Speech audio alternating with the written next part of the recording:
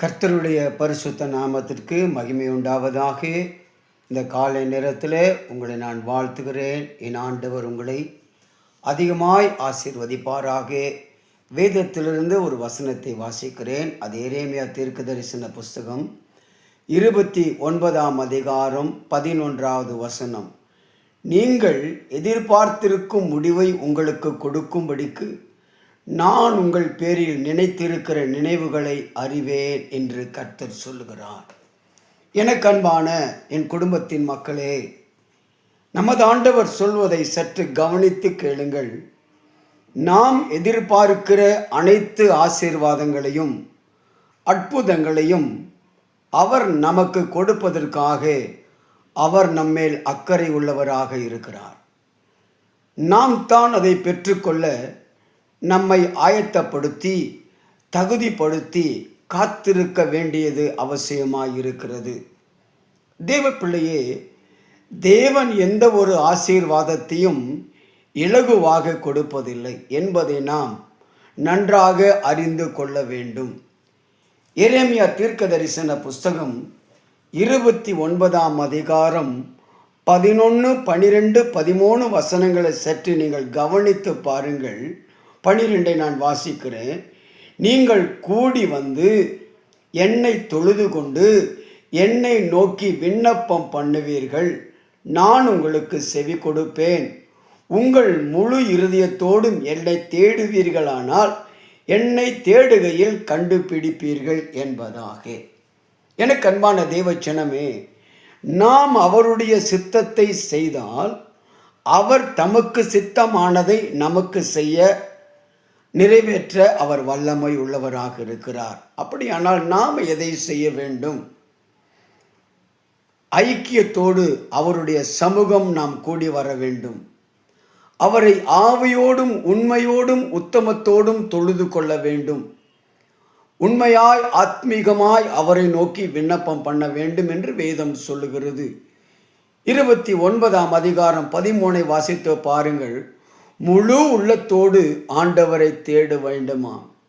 இவைகளை நாம் கடைபிடித்தால் தேவன் நமக்கு நாம் எதிர்பார்க்கிற அனைத்தையும் கொடுப்பார் என்று வேதம் சொல்லுகிறது.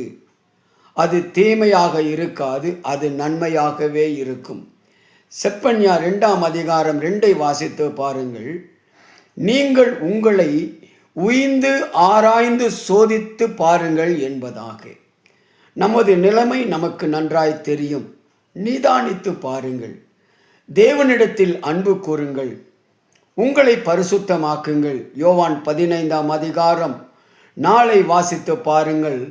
அவரில் நிலைத்திருங்கள். அவர் வார்த்தையின்படி நடந்து கிருபைகளை பெற்றுக்கொள்ளுங்கள். நாம் தேவனை ஆராதிப்பதற்கு நம்மை அர்ப்பணிக்கிற பொழுது ஆண்டவர் நிச்சயமாய் நமக்கு எல்லாவற்றையும் கொடுத்து நம்மை ஆசீர்வதிக்க அவர் வல்லமையுள்ள தேவனாகிய கர்த்தர். ஆகவே இந்த காலை வேளையிலே முழு உள்ளத்தோடு கூட ஆண்டவரை ஆராதித்து நாம் மகிமைப்படுத்துவோம்.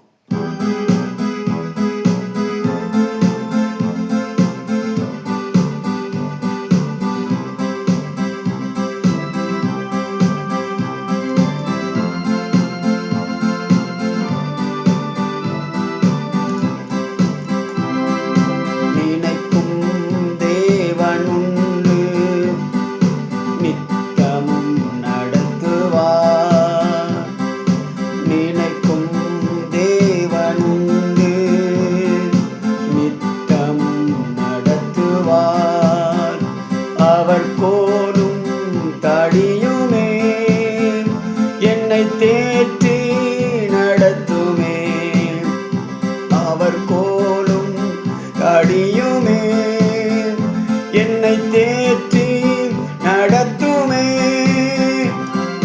நினைக்கும் தேவனுண்டு, நித்தமும் நடத்துவார்.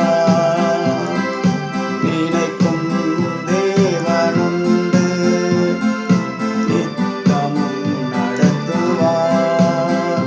அவர் கோலும் தடியுமே, என்னை தேற்றி நடத்துமே. மரண பாதையிலே நாம் நடந்த நேரத்தில் அவர் ஜீவதேவனாய் கடந்து வந்து நமக்கு பாடி ஆராதிக்கிற நமக்கு சுகபலன் கொடுத்தாரே. உள்ளத்தின் ஆழத்திலிருந்து அவரை நோக்கி பாருங்க. அவர் நம்முடைய வாழ்க்கையில செய்ய நினைக்கிறது ஒரு நாளும் தடைபடாது. அவர் நேர்த்தியாய் செய்கிற உன்னதமான தேவனாகிய கர்த்தர் நம்மை உயர்த்துவார், நம்மை நடத்துவார், நம்மை போஷிப்பார். ஆகவே பாடி மகிமைப்படுத்தலாமா? மரண பாதையிலே நடந்த வேளையிலே, மரண பாதையிலே நடந்த வேளையிலே,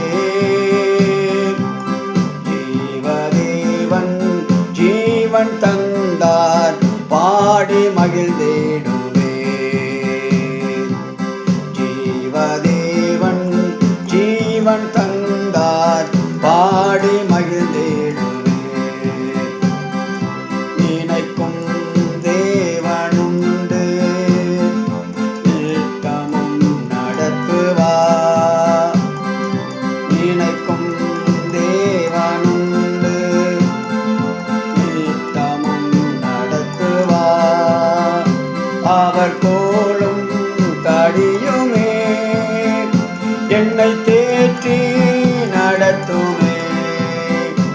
அவர் கோலும் தடியுமே என்னை தேற்றி நடத்துமே. ஊழியத்தின் பாதையிலே நாம் உடைந்த நேரத்தில் நம்மை உயிர்ப்பித்தாரே, நம்மை மகிமைப்படுத்தினாரே, நம்முடைய கலக்கத்தை மாற்றினாரே. பாடி நம் ஆண்டவரை மகிமைப்படுத்தலாமா? அவர் பெரிய காரியங்களை செய்வார். ஊழிய பாதையிலே உடைந்த நேரத்திலே, ஊழிய பாதையிலே உடைந்த நேரத்திலே, உம்மை தேவன் உயிர்ப்பித்தாரே உயர்த்தி மகிழ்ந்தேடுவே. உம்மை தேவன் உயிர்ப்பித்தாரே பாடி மகிழ்ந்தேடுவே. தேவனுண்டு நித்தமும் நடத்துவார். நினைக்கும் தேவனுண்டு நித்தமும் நடத்துவார். எங்களை அதிகமாக நேசிக்கிற எங்கள் நல்ல அன்பின் ஆண்டவரே, எங்களை நினைக்கிற ஒரு தேவன் உண்டு. நாங்கள் எதிர்பார்க்கிறதை கொடுத்து எங்களை ஆசீர்வதிக்கிற ஒரு தேவன் உண்டு. ஆகவே நம்முடைய சமூகத்தில் வந்திருக்கிற எங்களுக்கு இந்த நாளுக்குரிய எல்லா ஆசீர்வாதங்களையும் பாதுகாப்பையும் தந்து எங்களை ஆசீர்வதித்து மகிமைப்படுத்த வேண்டும் என்று சொல்லி இயேசுவின் நாமத்தினாலே ஜெபிக்கிறேன் நல்ல ஜீவனுள்ள தகப்பனே. ஆமேன், ஆமேன். கர்த்தர் உங்களை ஆசீர்வதிப்பாராக.